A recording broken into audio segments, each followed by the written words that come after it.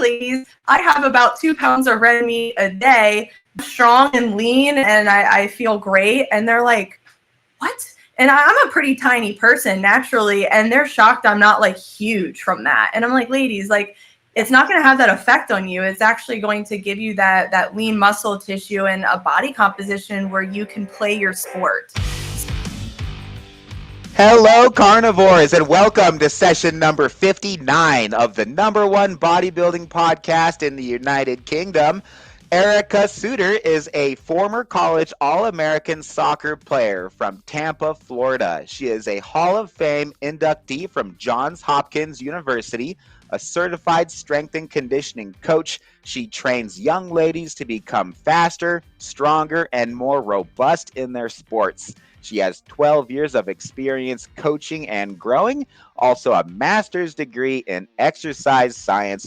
She is also the host of the Soccer Queens podcast, which is actually where I've been consuming her content. I woke up playing her last episode this morning, actually, so I'll have some questions for her around that. Erica's mission is to empower young female athletes to chase high performance for a lifetime, even after sports end. 2 quick things before we jump into the meat. Number 1, here's our Spotify podcast review of the week. It is from Jan. She or he, I'm sorry, I really don't know if you are a sir or a madam, but Jan would like to say, excellent episode. Thanks, chaps. That was in response to 2 weeks ago, which was session number 57. What is choline? Best dietary sources and identifying deficiency symptoms. Thanks a lot for that, Jan. Speaking of chapstick, I mean, that's a joke because you said chaps, but anyway, fun fact, I haven't needed chapstick nor sunscreen since going carnivore, so many other carnivores say the same thing. I have no idea why this is. I just know that the carnivore diet is good for your skin, which is another fun fact, actually the largest organ in your body. Cool, huh? Okay, number 2 is LISS. So yeah, we start every single Carnivore Coach's Corner recording off with an LISS.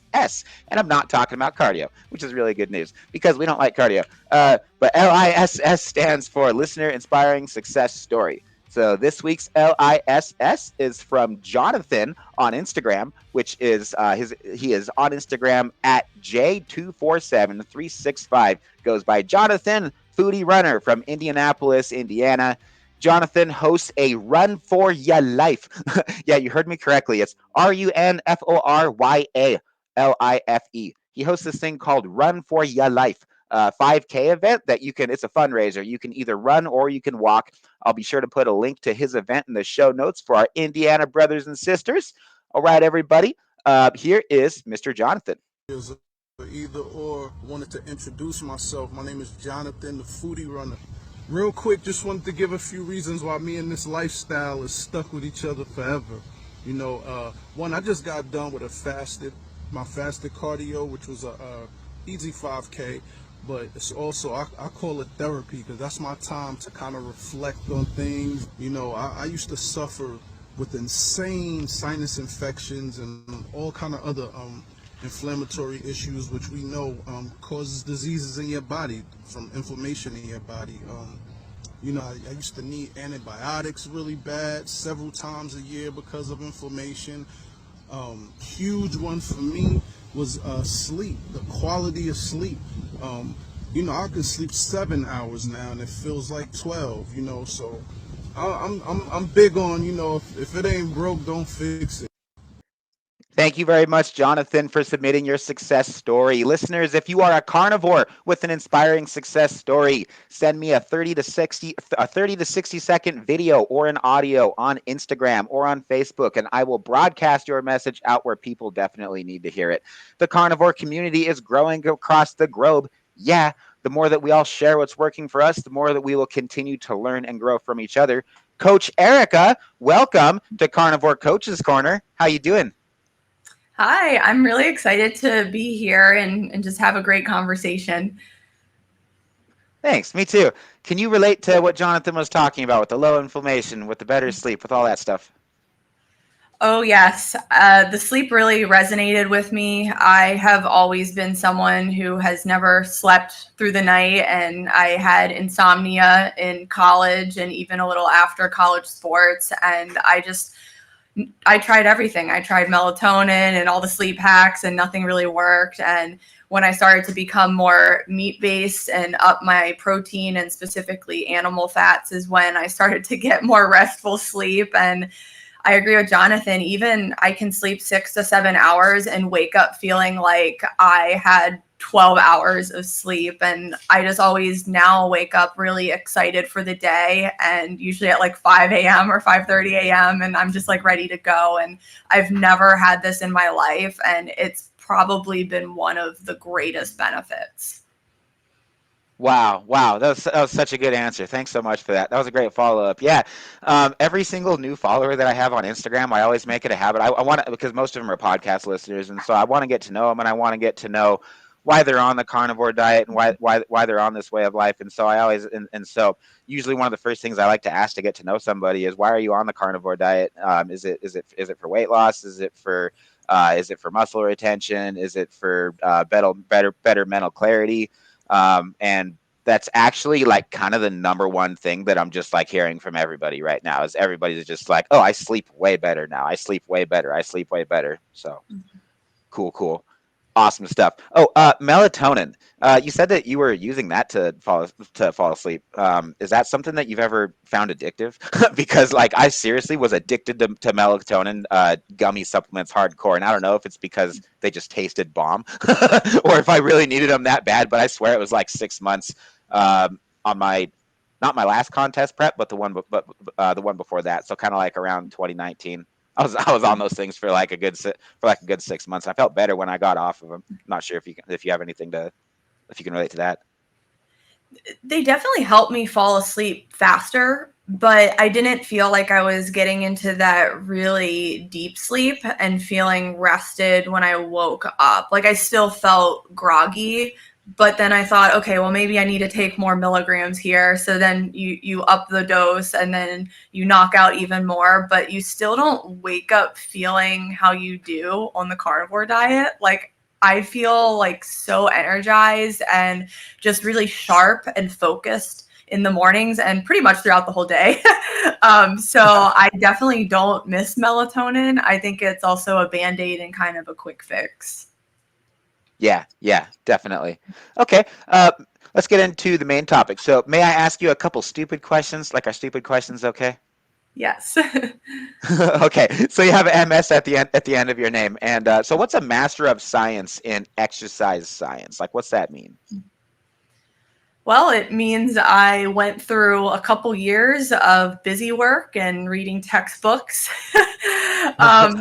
Well, I'm not against. I figured that was part of it.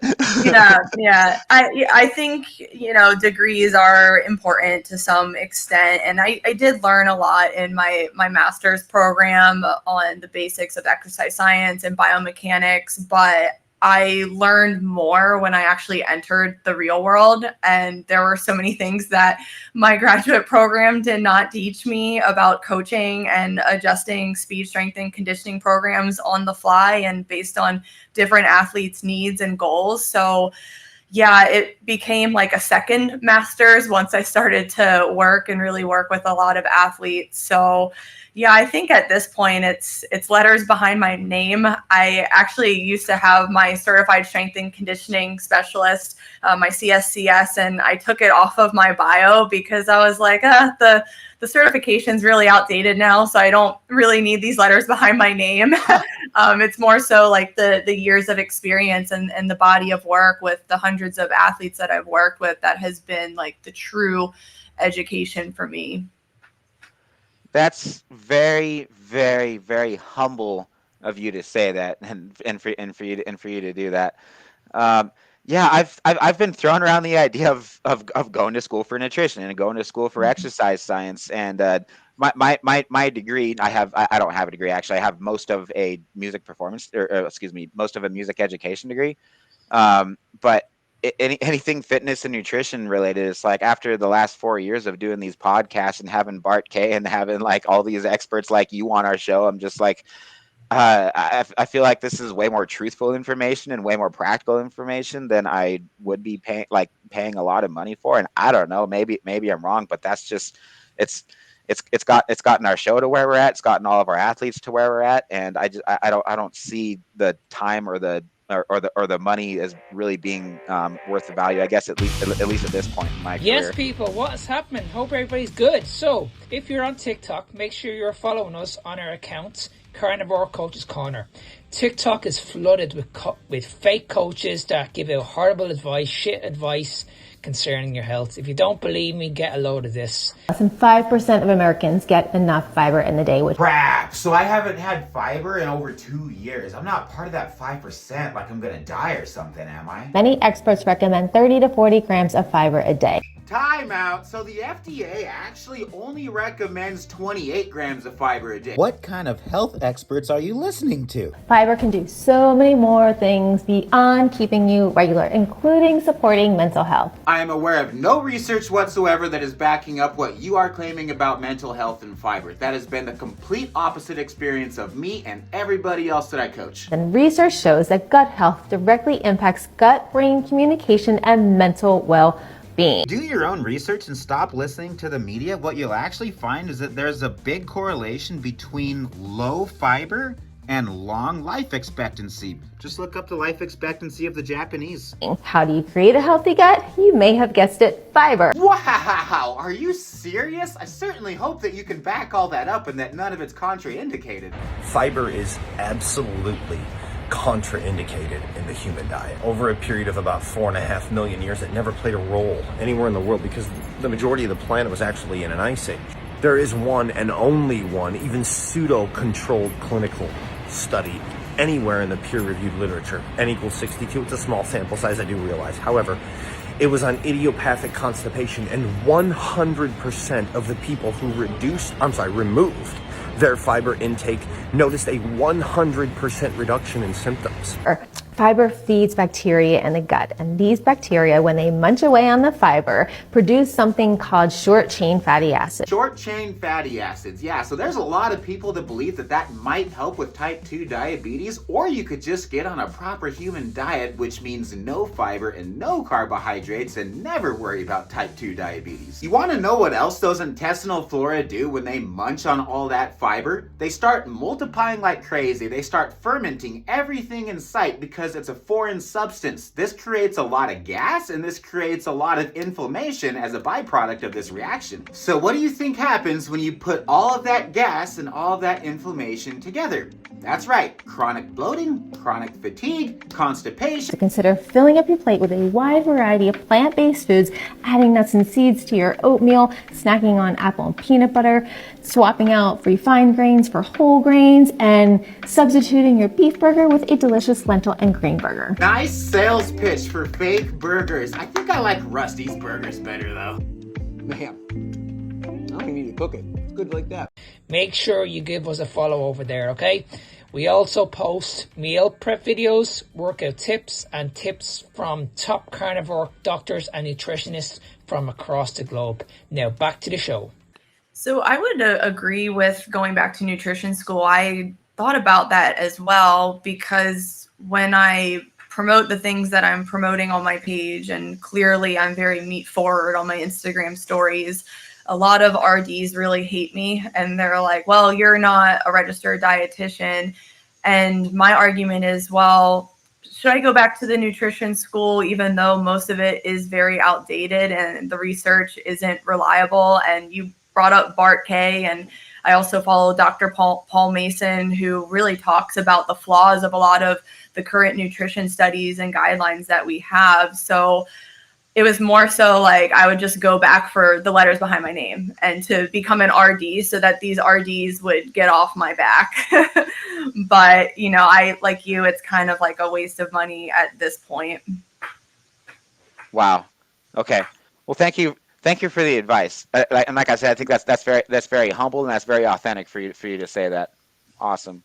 Because we all know there's people that like to say, oh, I'm PhD this and PhD that. I'm not going to name any names, but we know who we're talking about. Okay, so you told me earlier this week that you feel way better now as a 35-year-old woman than you did as a 20-year-old college soccer All-American.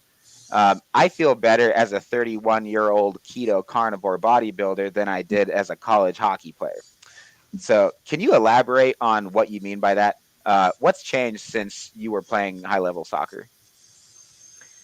Yeah, so I mean, growing up, I just ate a regular standard American diet, so super high in, your grains and cereals and pastas and sandwiches, and very low fat, very low red meat, very high chicken breast, and all the lean cuts. And I also had a lot of ultra processed foods and sugar, but I was still a very good soccer player. But I think any athlete who gets to a high level, they have a genetic and natural talent, and a lot of athletes can get away with eating very crappy if you're good.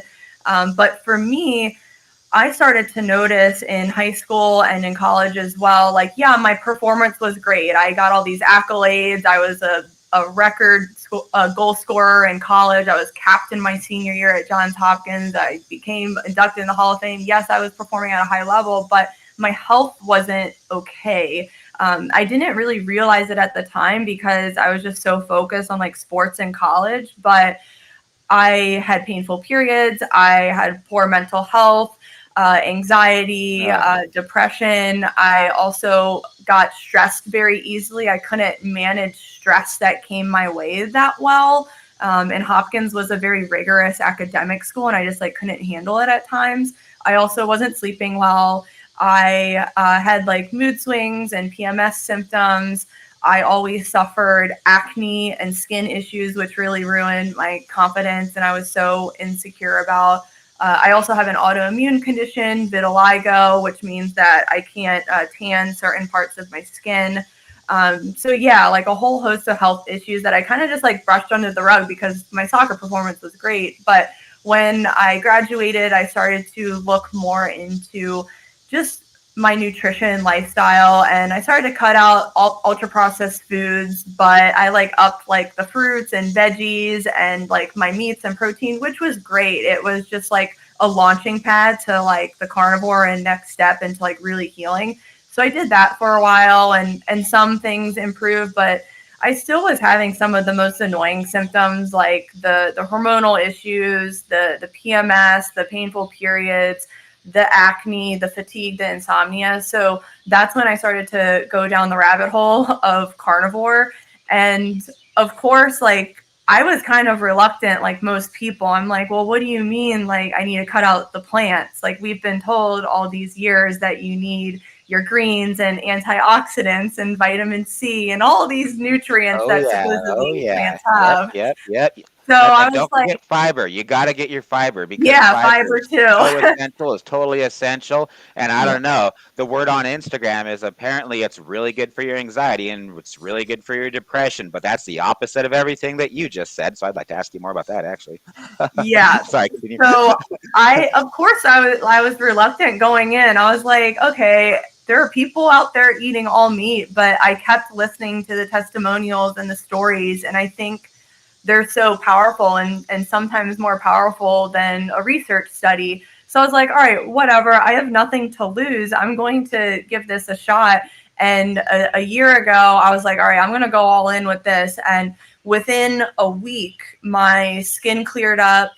I was sleeping like a baby. Like, it was incredible. And I was waking up not groggy, and my brain was ready to go. I was on fire, and I was finding that my energy was lasting throughout the whole day. Like, normally I would crash around 2 or 3 p.m. and need a nap, but I just kept going. I'm like, wow, like I feel so clear. I feel so light. And then on top of that, like I'm not playing competitive soccer now, but I still play. I still do sprint training, strength training. I train about 5 days a week, like a competitive athlete. And I was finding that my workouts were better. I was recovering faster. I'm hardly sore anymore. And I'm like, I'm in my mid 30s. Like, this shouldn't be happening. Like, I should be feeling like awful after workouts this intense. But I was like, all right, whatever. I'm just going to keep going with this. So I just kept going. And yeah, it's been a year since I've pretty much been full carnivore.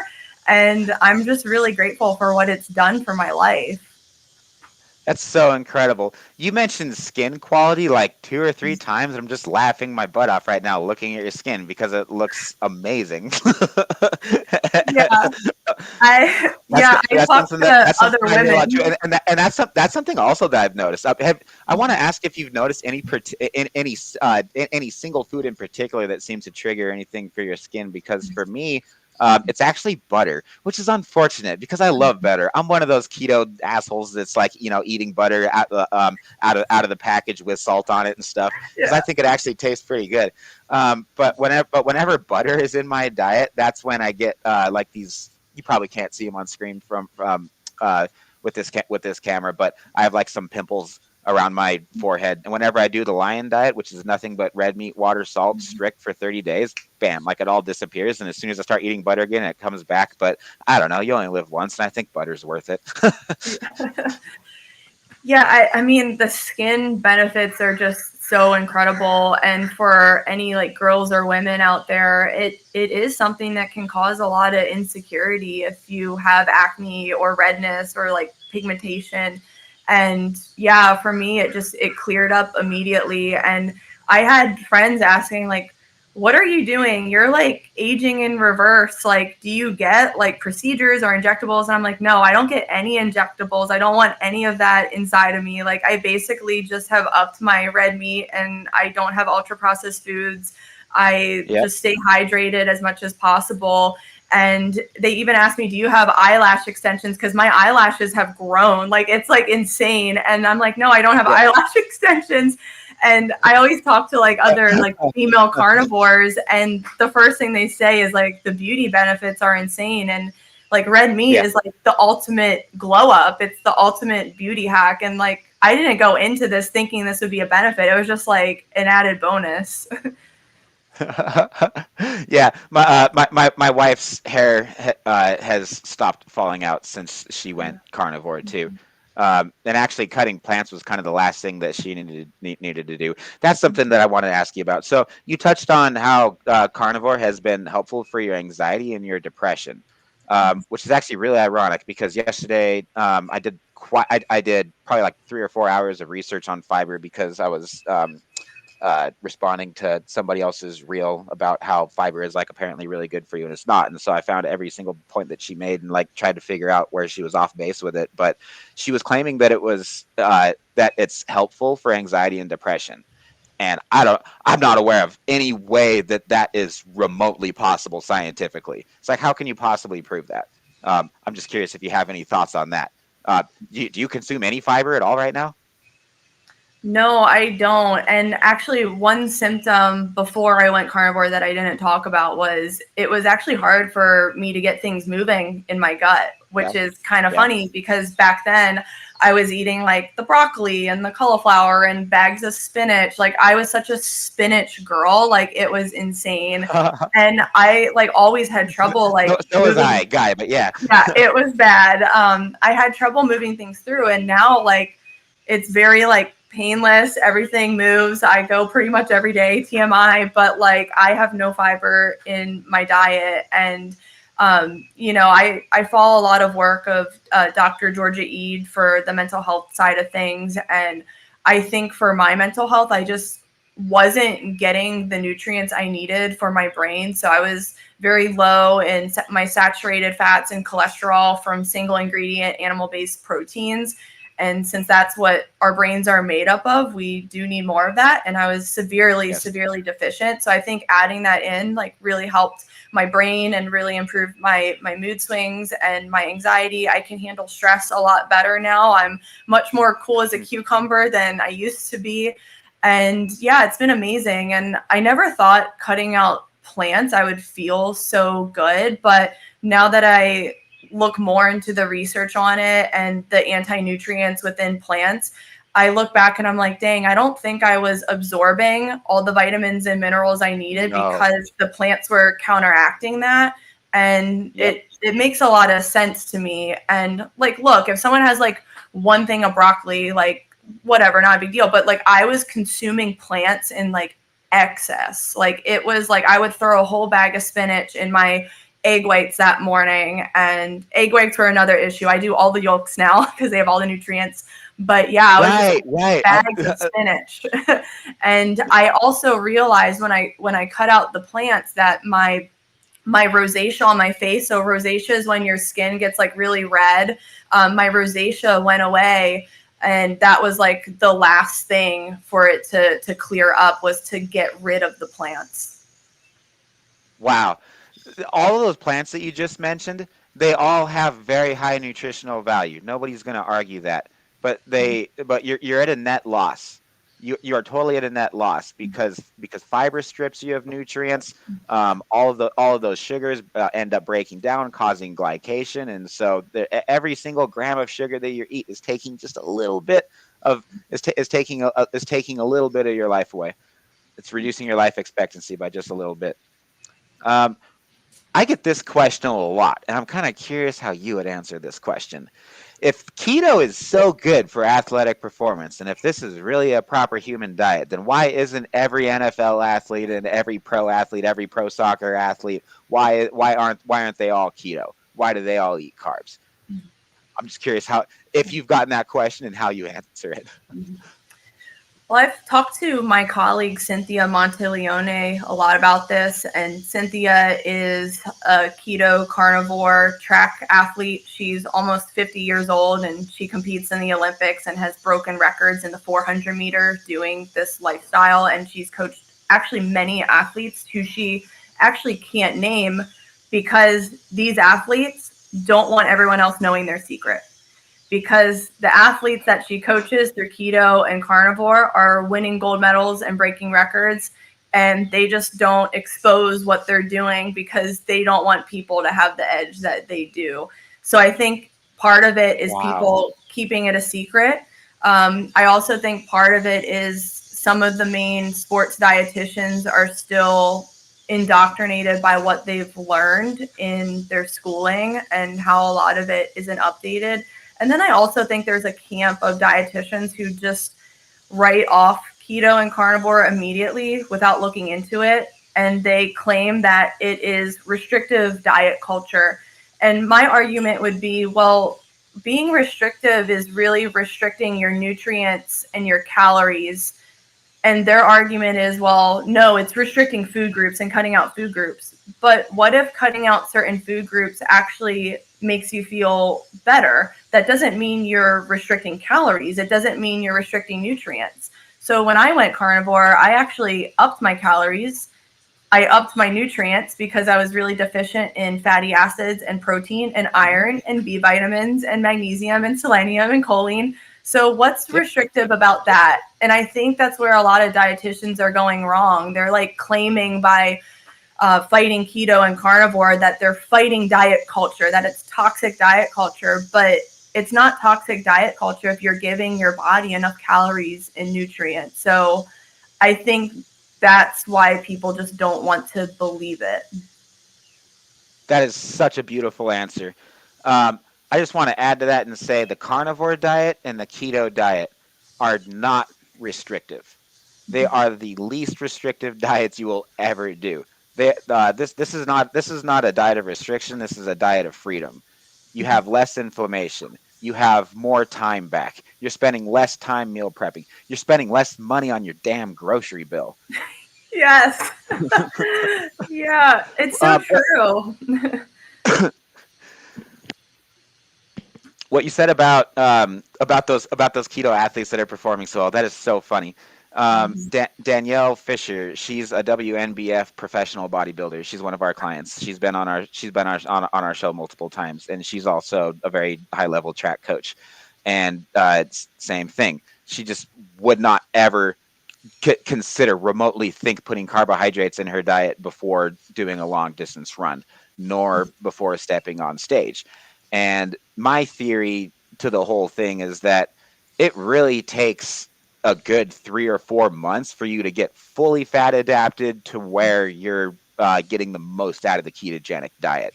Like, yeah, you can, our bodies are actually producing ketones every single day, but to get into what we would consider a ketogenic state for like something like diabetes or for something like sports or something, and to get those ketones high, usually that doesn't take very long at all.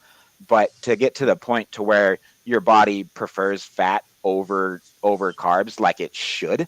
I think that takes a good 2, 3, 4 months from what I've seen to undo all that damage to where you're really thriving and getting the most out of a ketogenic diet. And I mean, like if somebody's been brought up eating eating Wheaties every single morning. Yeah, we have shredded wheat in our house now. The shredded wheat brand. I saw that this morning. I was like, what the F? And I looked at it and I was like, what? How did that get in this house? And I was like, oh yeah, we have a babysitter now.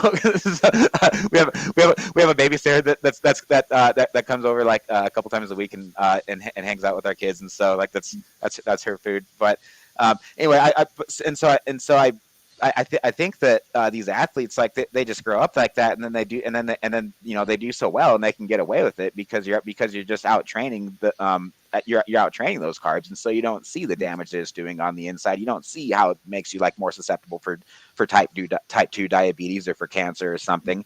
And so like bodybuilders, like they look great, like they look amazing, even though they ate a lot of carbs and probably injected themselves with God knows what to look like that. But just because you perform well and just because you look really good doesn't necessarily mean that your diet is optimal.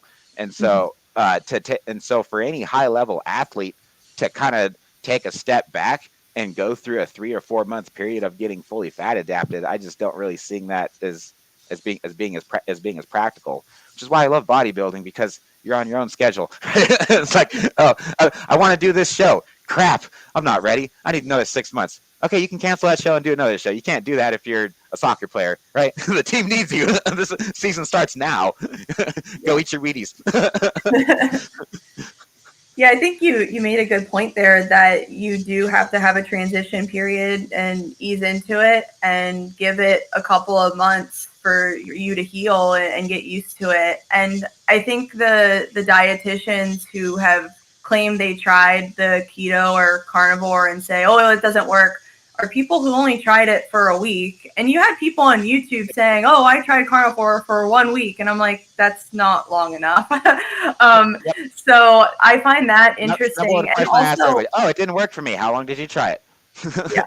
And also a week. And what were your macros? Yeah, I ate nothing but canned tuna. And I'm like, yeah, dude, your protein was way too high. Like, of course it doesn't work. Yeah, exactly. Yeah. And especially for like female dietitians or athletes who try it, it actually is very easy to undereat initially because you're so full from all the protein. And I do encourage people to at least track initially and realize, oh my gosh, like I should be consuming only 1,200 calories. I'm full, but eventually, like you do have to up those calories in your body, adjust to consuming more of those very satiating foods and making sure you're not under eating.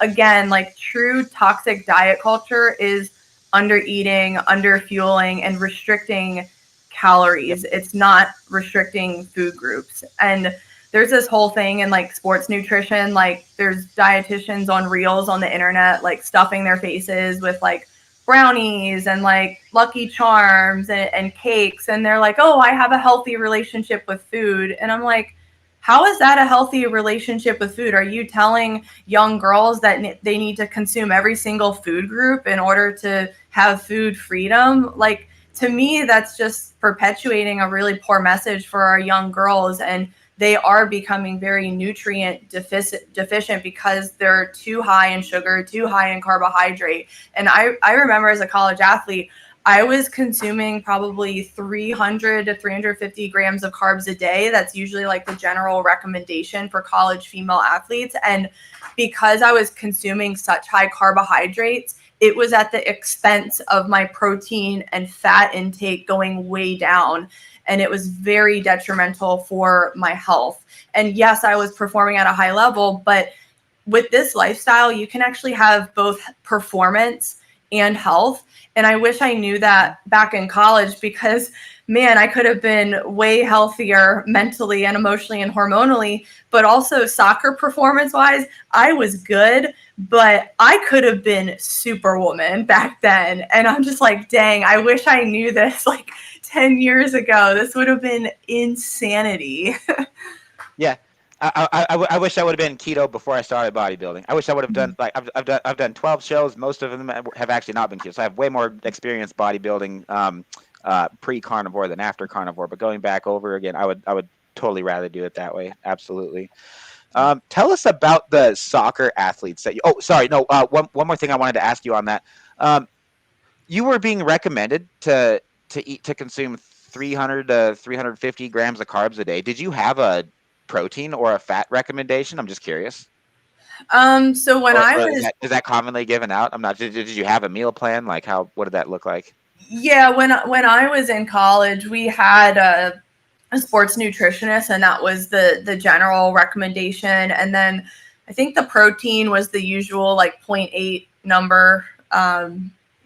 But Yeah. I require a little bit more for my muscle recovery, and I wish I had done more. But at that point, I was so full from the 300 to 350 grams of carbohydrates that I don't even think. Yeah, and probably all the damn fiber. Fiber is the only food that expands 4 to 5 times in your stomach. Yeah, good luck trying to hit your protein and trying to get any kind of nutrition when you're putting something that your body can't even digest into your stomach and make it blow up and makes you bloated. And try doing anything. Try being even remotely intuitive with your diet at all. Can't. Yeah, and it really takes away from like actually consuming the foods that are full of what you need. And like I used to have like bowls of like spaghetti, and like before I could even eat the protein, I was like, oh, I'm good. Like I carb loaded and I'm full. Like I can't even have protein. I can't have omega-3 fatty acids. And that was the problem. And like nowadays with my girls, I am very, hey, like protein and fat first, then whatever else last. But then they usually find that, I don't really need much else. I don't need any other fillers. And I encourage them, look, you need to have red meat pretty much daily, because a lot of them, I ask them what protein sources they're eating, and they all say chicken breast. And I'm a proud, I haven't had chicken breast in 2 years type of woman, because it's bland, it doesn't have the most nutrients, and it's just not filling. Like I just don't crave it. Like I'd rather have the chicken wings with the fat and all the collagen from the fat and the skin on it. But a lot of these girls say chicken breast, and I have to educate them, hey, here are the nutrients in red meat. And I've built like infographics for them showing like how many nutrients are in red meat. And they're like, oh my gosh, we didn't realize red meat was so healthy. And I'm like, yeah, it's basically a multivitamin. Like it is basically your superfood. And they're surprised. And I think there's a lack of education, because every time I tell these girls how many nutrients are in red meat, they drop their jaws. And when I tell them, hey ladies, I have about 2 pounds of red meat a day, they're like, what? And I'm like, yeah, I'm strong and lean, and I feel great. And they're like, what? And I'm a pretty tiny person naturally, and they're shocked I'm not like huge from that. And I'm like, ladies, like it's not going to have that effect on you. It's actually going to give you that lean muscle tissue and a body composition where you can play your sport. So I just find it fun, like kind of helping them along in a lot of these misconceptions. Yeah. Wow. I had to ask you that macro question because I just find it ironic that it would be recommended for you to consume to prioritize such a high amount of a macronutrient that your body does not need, and that you would not be encouraged to consume more of the 2 macronutrients that science proves that your body does need. Very, very interesting. Wow, this is a perfect segue. So can you tell us about the soccer athletes that you coach, please? So like, do you ever get pushback from parents who insist their children need carbohydrates to perform well? I think I know what you're going to say on this, because you're already talking about how you encourage meat and how things kind of fall into place from there. That's what I was doing when I was track coaching, right? It's like everybody asked me, "Oh, you're a bodybuilder. What should I eat?" You're a bodybuilder, like you tell people what to eat all day, every day, and I'm like, okay. And I'm looking at a track team of 13 and 14-year-olds, and I'm thinking like, okay, like what's realistic? And so that was always my advice. Cut out the caffeine 6 hours before you go to bed. Prioritize fatty meats, and like they all know what I eat, and so I'm like, just prioritize your fats, prioritize your proteins, red meat's good for you. It's not bad for you. Don't listen to anybody that tells you that it's bad for you, because it's probably the most nutritious thing that you possibly could eat. And then whenever I get asked about fruits and vegetables, I just say, just prioritize your meat. And if you want fruits and vegetables, go for it. And guess what? They don't really want their fruits and vegetables, and they perform just fine. Cool. So this one is tricky for me because sadly in my world, in the sports nutrition world, it is still very like high carb focused, that like 300 gram plus number a day. And I'm just upset that there isn't enough research to present people with it. Like, I know we talked about like research isn't the only thing, and we should be like hearing like everyone's stories and looking at other athletes who are doing this lifestyle and thriving. But I think sometimes people like do need the research to kind of change their ways. And for me, like within my scope, I can only give girls very general advice. I can't write nutrition plans because I am a strength coach, and it's actually illegal for strength coaches to write specific nutrition plans.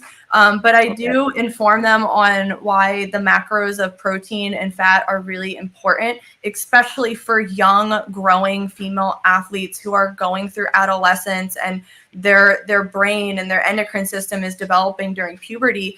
And I let them know you need to up the fats because your steroid hormones are made up of cholesterol.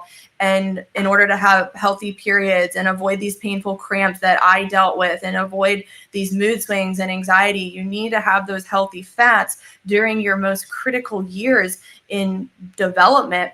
And then on the protein side of things, a lot of girls now are playing soccer pretty much year round. So they are going through a lot of sport load on their muscles and their joints. And they really need that protein as a buffer for injury reduction and to really make sure they're getting things like creatine and carnosine and B vitamins and iron. A lot of girls are really iron deficient and they're not able to last the full soccer game, or they feel fatigued most of the time. So I just let them know on what they really need to add in, namely the proteins and fats, because not many people are like glorifying proteins and fats. There's an over glorification of carbohydrates. So I let girls know that first. And then if they want a more specific plan so that, like you said, this transition into this lifestyle is smooth and they're feeling great and they're thriving, I always recommend only 2 RDs that I trust in this space.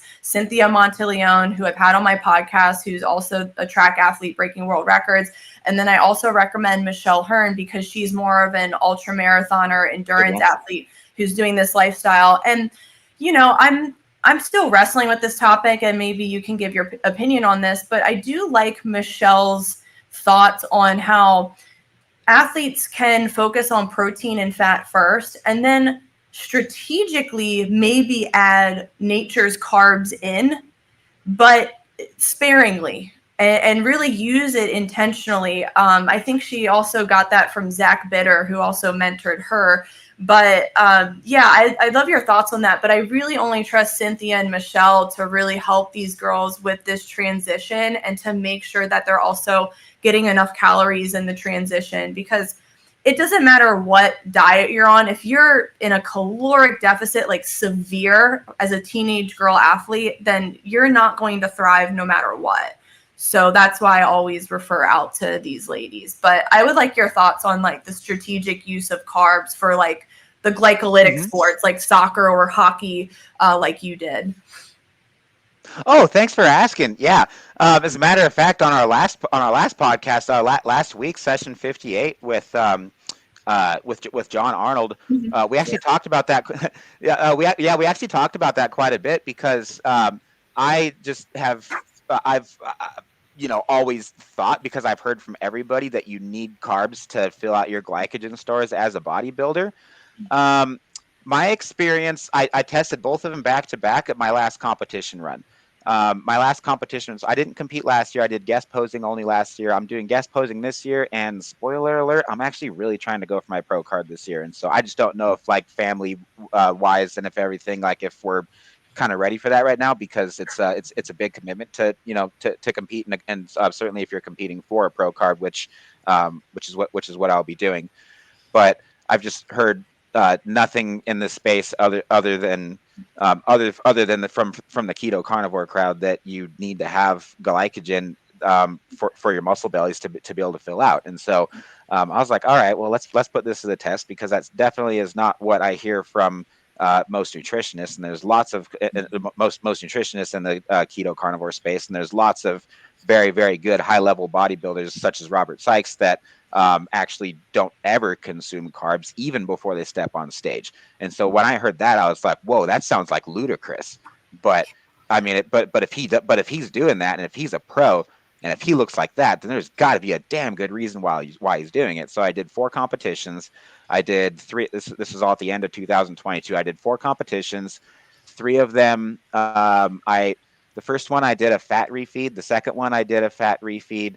Third one I did a fat refeed, because before that I had done protein refeeds, but I was kind of sick of those, and so by that time I was definitely preferring the high fat refeeds. Those get me on stage very, very hard and very, very dry, very, very hard. So the last competition that I did, actually, where's the trophy for it? Yeah, here it is. It's up here. I didn't think I would place at this show because it was a giant show, and it actually wasn't drug tested. So like I was one of the only guys there that wasn't taking steroids. But this was the last time that I actually stepped on stage, and to get that trophy, I ate I ate 10 pounds of sweet potatoes the night before the show, because I knew that it would just be mass. I knew that's what it would come down to. So like I kind of lost a little bit of my conditioning, but I did get a little bit bigger. So like in my opinion, it wasn't as quality of a physique. Like I didn't really like the way that I looked as much, but I knew that the judges, I knew I wouldn't have a chance in placing unless I was just flat out a little bit bigger. So yeah, again, 6 pounds overnight, 10 pounds of sweet potatoes, felt like shit for an entire day, but got the job done.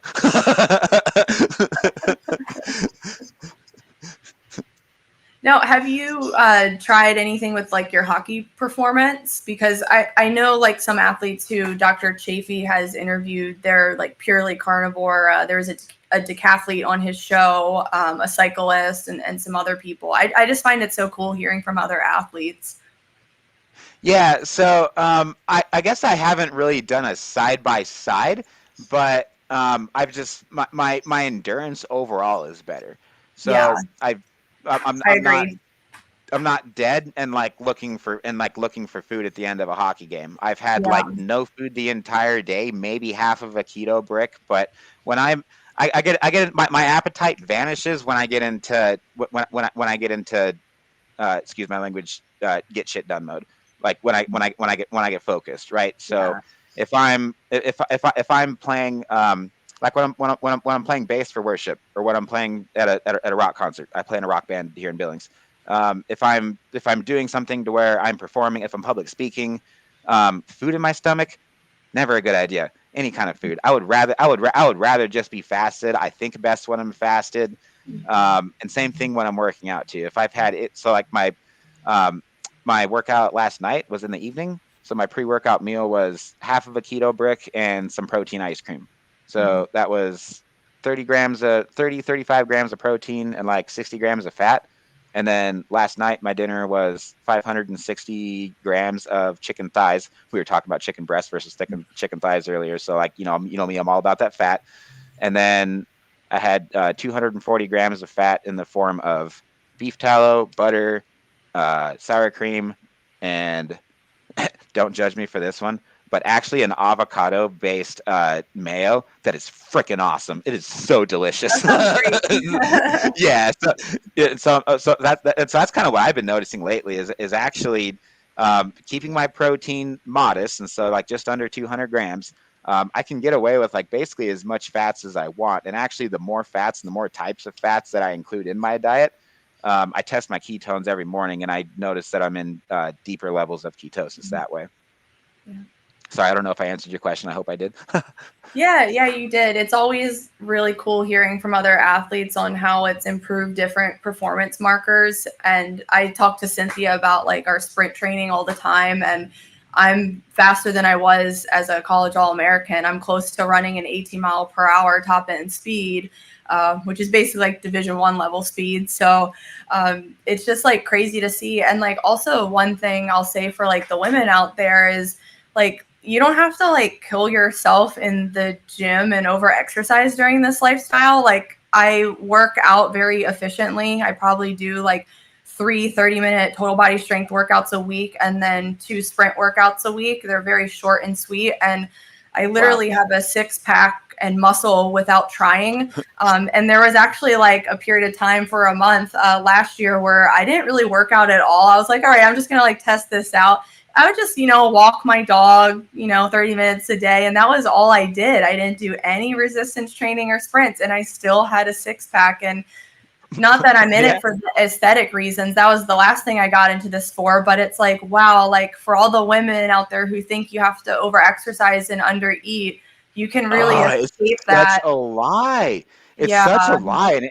And you know who's I think major to blame for it in a lot of ways. And I don't think it's and I certainly hope it's not malicious, but most gyms, it's like they encourage carbohydrates. They encourage you to eat carbohydrates. You go into the gym, now you got to burn all that shit off. You didn't do anything. You're on a hamster wheel. And I see people going into the gym eating a banana, and they have a gut. They have weight to lose. Eating a banana while walking into the gym. I'm like, dude, you are ruining the entire reason you're going to the gym by doing that. Stop eating the banana. Stop going to the gym. Take your dog for a walk, and you'll get abs better doing that. I promise you. It's so I swear true. to you. Oh my gosh, it's so true. But nobody will do it. They think we're crazy. I know, and they will look for any excuse under the sun to put carbs in their diet regularly. And if you want to do it, God bless you. You can do it. There's a way to do it, but there's a healthy way to do it. And the less carbs that you have, it's going to be better for your physique. It's going to be better for your sleep and everything that we talked about. Yep. You reminded me to just really quickly touch on a friend I used to have. She was 25 at the time, and she was doing all the HIIT and Orange Theory classes and going like 5 days a week, like thinking that, she was going to get super fit from doing all that high intensity training and just like working out so much. And at the same time, she was also eating just like a basic, like, trying to be healthy type diet, like chicken breasts, lots of rice and beans and lentils. And she thought that she was going to get super ripped doing it. And actually the opposite happened. And she destroyed her endocrine system, and her cortisol was through the roof. And she also developed PCOS and insulin resistance. And she was like, why am I not getting ripped? I am doing everything right. And then I was like, well, you're doing this wrong. You shouldn't be eating this. You shouldn't be eating that. And like some people just can't even handle like all the rice and all the pastas. And some people have to accept, look, I am insulin resistant, and that's just the reality of it. And that's why you can't like make progress or break a plateau. And I see so many women like falling into this trap. And I just really hope like Meat Forward women and female athletes can just inspire other ladies to just consider this lifestyle. I'm not forcing it on anyone, but I'm just sharing like just all the amazing benefits it's done for me. And that's all we can do. I'm not too like dogmatic about it. Like just give it a try and see what you can handle as your lifestyle. And you really have nothing to lose. I love your approach. It's so encouraging. It's not judgmental. It's just, look, this is what I've experienced. This is what I find when I do my research. This is what works best for everybody that I know. So yeah, I'm planting my flag here. And if you want to do it with me, great. If not, I love you. And we can talk about everything else we have in common. I love it. Yeah, my even my own husband, he's not full carnivore. He can handle like other things way better than I can. I'll be praying for him. Oh, how dare you? Yeah, right. Yeah, but he said to me the other day, he's like, Erica, you know what? Last year when I did like full carnivore with you, I actually did feel a lot better, and his testosterone was through the roof. He was thriving. So he might Yeah. come back. He might come back. Cool. Yeah, my wife wants. Oh no, that is our timer. We are actually. That's So okay. we are You can actually finish what you were at the top. saying. At the top of the hour. All right. Well, that was actually a good excuse not to. But since you asked, yeah, no, she has made it clear to me that she wants me to stay on the carnivore diet through this prep because because there are certain things that were not happening like they should, not working like they should before I was carnivore and when I was bodybuilding, and I don't miss those days. Oh, that's so funny. Last thing, if I may, when you interviewed Cynthia. When you interviewed Cynthia on your show, the Soccer Queens podcast, on the last one that I was listening to, you guys both hit on this point that pushing processed foods and sugars is kind of a recipe for chronic injury. I'm not sure if you've noticed a correlation between high sugar diets making you more susceptible to injury, or if you've noticed that it's easier to avoid them or anything since being keto carnivore. Yeah, so we talked about just chronic inflammation from consuming those all the time. And I think that's more of the problem for our young girls. It's when they overdo it is when their body is undergoing that chronic inflammation, and it ruins their recovery and ability to have speed and power output on the field. And I also think it's not mentally good for female athletes. I think actually pushing ultra processed foods and junk foods can really ruin a relationship with food, because it can be addictive, and really no one can just stop at one Oreo. I have yet to find someone who can. Usually it turns into an all-out binge for most people. And I think to truly, that's why I sell them in snack size packs. That's the only humane way to actually ration those things, right? Yes, exactly. I think for girls to really improve their relationship with food is to improve the chemicals in their brain. And to improve the chemicals in your brain, you have to give it nutrient-dense protein and healthy fat-forward animal-based foods. And once you put those first, then you actually change your brain chemistry and your taste buds, and you don't really crave anything else. And when you would introduce that back in, you feel like crap, and you're like, oh, like that was all right. It wasn't as enjoyable as I once thought. And then eventually it becomes a natural deterrent. I rarely crave anything because I love my steaks. I love my ribeyes. I love my eggs and bacon, and I love my shrimp and butter. Like, I don't really need anything else because my brain's just happy because it's satiated. So yeah, I think ultra processed foods and glorifying them on reels with all these sports dietitians actually can ruin a girl's relationship with food and actually increase disordered eating. I think it has the opposite effect. Absolutely. When you talk about reintroducing those foods and learning from your personal experiences and realizing that you don't realize how good you feel until you cut that stuff out, and then you realize how bad you feel when you put it back in. It reminds me of Proverbs 26:11. It says, "Like a dog that returns to its vomit, a fool does the same foolish things again and again." Yeah, that verse really is potent. It's so true. Do we before we started recording, we talked a little bit about the bikini training that you're doing and kind of what your diet looked like around that time. I don't know if we have time for that, and maybe we should save it for another day. Can we touch on a little bit, or do you got to go? Yeah, I have a few minutes. Yeah, just real quick. I dabbled in a few bikini competitions when I graduated college just to try something new and do a new challenge. My friends were doing it too, so I was like, why not? Actually during that time, like, I was eating super clean, like a lot of chicken and tuna and asparagus and rice and egg whites. And it was really miserable. Like, that for me was a clean, restrictive diet because I didn't like those foods. They didn't satisfy me. And then when the competition was all said and done, I actually added up how many calories my nutrition coach programmed out for me. And it was less than 1,000 calories a day for those meals. So it was no wonder that I didn't enjoy it and I was depleted. Whereas now when I'm carnivore and I'm mainly prioritizing red fatty meats and eggs and bacon and fatty fish, I feel satisfied and I'm not that low in calorie consumption as I was during those bikini shows. So again, like no matter what you're doing, like if you're not satiated, like really satiated, then you're not doing your nutrition lifestyle right. And I think the true intuitive eating, you hear that phrase a lot in the dietitian world, just intuitively eat. I think the true intuitive eating is eating what is nutrient dense and really satisfies your body, mind, and soul. Yeah. Wow. Wonderful answer. Beautiful way to wrap this up. What's the hottest project that you're working on lately? Like what's the biggest thing that you're working on right now? Where can people go to find you?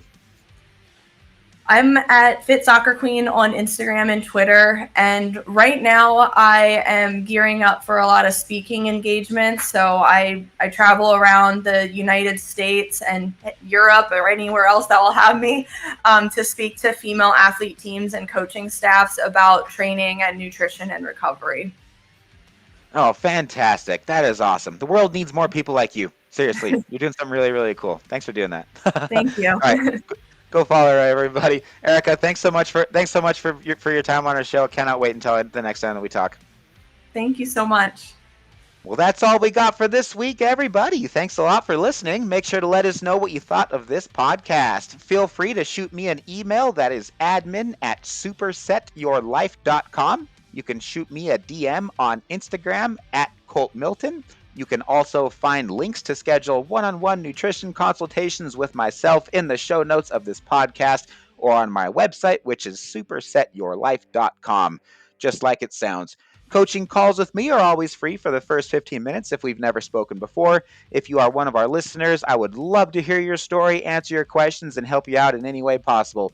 It's what I do. It's pretty much all I do, and I've never done anything more rewarding in my entire life. Thanks a lot for everybody who's been subscribed and listening since the beginning of this show, and for those that have recently joined, guys. Your ratings, your reviews, your shares, they got us to where we're at.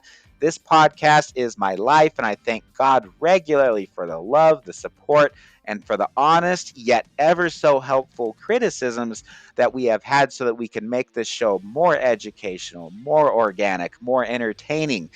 If you need some gym motivation too, look no further than our other podcast, which is called the supersetyourlife.com podcast, and that's more of our workout podcast. Whatever platforms you're listening to now, you can find that show on this same platform. Just type Superset Your Life, all one word, into your search bar, and you will see our black and white podcast logo pop up. It is a podcast that is specifically recorded to listen to while you work out. We regularly interview professional bodybuilders and judges, top nutritionists, leadership experts, stand-up comedians, and top athletes from supersetyourlife.com. We keep the focus on health-first bodybuilding, faith, and family. Earlier this week, we talked on grind mentality and what it looks like to write online workout plans for if you're an online coach. We talked about that a bit last week as well. Let's see. We've also been talking about mental health. What else do we have coming up? Natural bodybuilding. Lots of fun stuff on that show. All right, going to leave you guys with a couple more things. I wouldn't be a good coach if I did not tell you to obey what Moses said to the Israelites in Deuteronomy 12:20. It goes like this: because you have a strong desire to eat meat, you may eat it whenever you want. That should be like every carnivore's favorite verse. All right, share this with a friend if you found it helpful. We'll catch you next week, everybody, on session number 60. Until then, say this with me: eat like a lion, live like a lion. Love you guys. Have a good week, and we'll catch you later.